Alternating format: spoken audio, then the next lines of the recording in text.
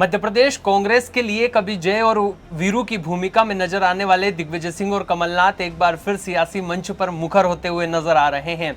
दोनों के बीच इन दिनों विवाद की कहानी जो है वो शुरू हो गई है।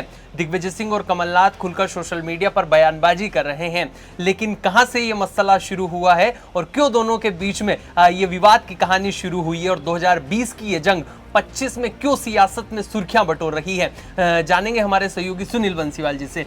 सुनील जी, दिग्विजय सिंह और कमलनाथ की तो बड़ी तारीफ होती थी मध्य प्रदेश कांग्रेस से लेकर देश की सियासत में, दोनों को जय वीरू की तुलना के रूप में भी माना जाता था। लेकिन अब 2020 की जो जंग है वो 25 में आकर मुकर होती हुई नजर आ रही है और दोनों सोशल मीडिया पर खूब बयानबाजी करते हुए नजर आ रहे हैं। किस तरीके से देखते हैं, क्या मध्य प्रदेश कांग्रेस के लिए नई मुसीबत खड़ी होती हुई दिखाई दे रही है? जी संदीप, मैं बात करूं अगर वर्तमान परिस्थिति की, तो जिस तरह से शुरुआत जो सारी हुई है दिग्विजय सिंह और कमलनाथ के बीच जो द्वंद्व छिड़ा है, उसकी शुरुआत हुई एक निजी चैनल के इंटरव्यू में।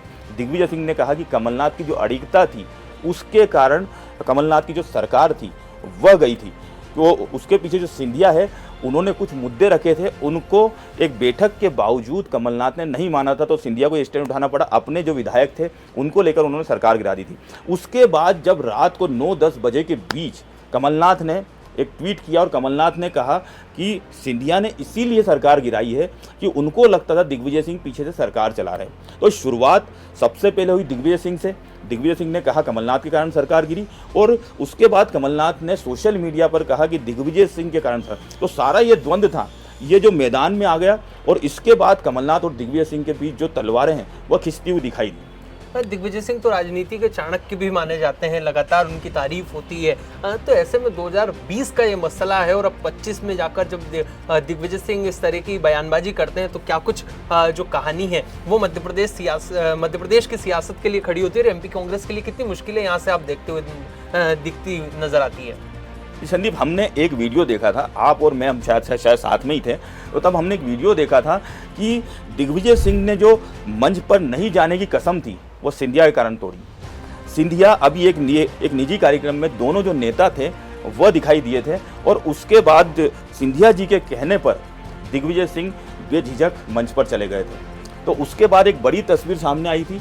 तो जो ये बयानबाजी है, हमने जो रिसर्च किया, हमने कुछ अच्छे जो हमारे वरिष्ठ हैं उनसे बातचीत की कि शायद वो जो शुरुआत थी, वो जो केमिस्ट्री थी, उसका प्रतिफल ये वर्तमान परिस्थिति में हम देख रहे हैं। दिग्विजय सिंह इतने सालों बाद सरकार गिरने की बात कर रहे हैं, और दिग्विजय सिंह जब बोलते हैं और जब कुछ करते हैं उसके मायने तो निकलते ही, उनको पता है, आपको पता ही है।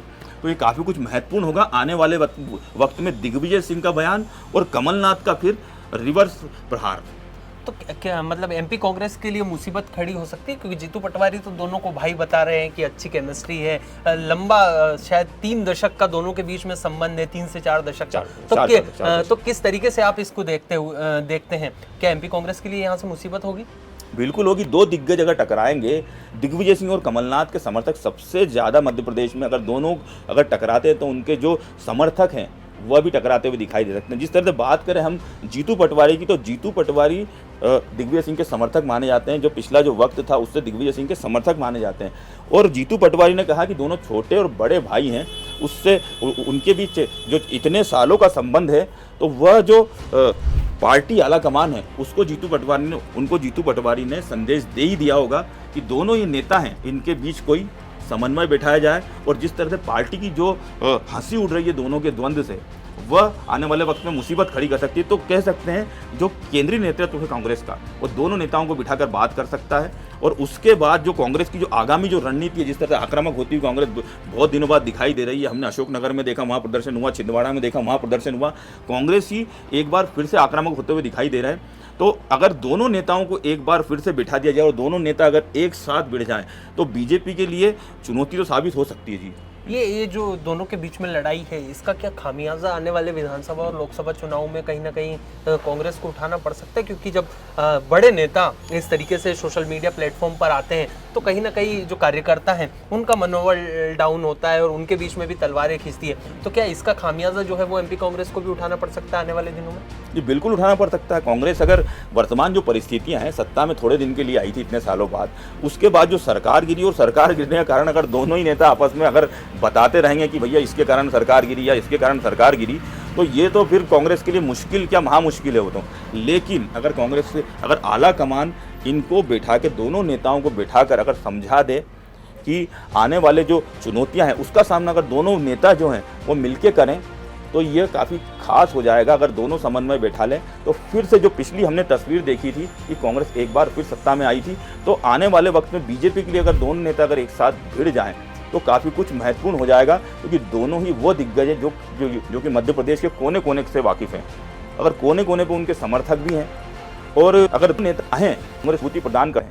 अब देखना होगा कि मध्य प्रदेश कांग्रेस के बीच में शुरू हुई या जहां जाकर होकर किस तरीके से दोनों नेता एक मंच पर एक साथ के लिए भरपूर कोशिश में दिखाई देते हैं, और क्या एक बार फिर मध्य प्रदेश कांग्रेस के लिए कमलनाथ और दिग्विजय सिंह की जोड़ी जो है जय और वीरू की भूमिका में आने वाले दिनों में नजर आती है, या फिर दिल्ली दरबार कोई महत्वपूर्ण कदम उठाते हुए दोनों नेताओं को हिदायत देता हुआ दिखाई देता है। लेकिन तब तक के लिए आप देखते रहिए द डेली न्यूज।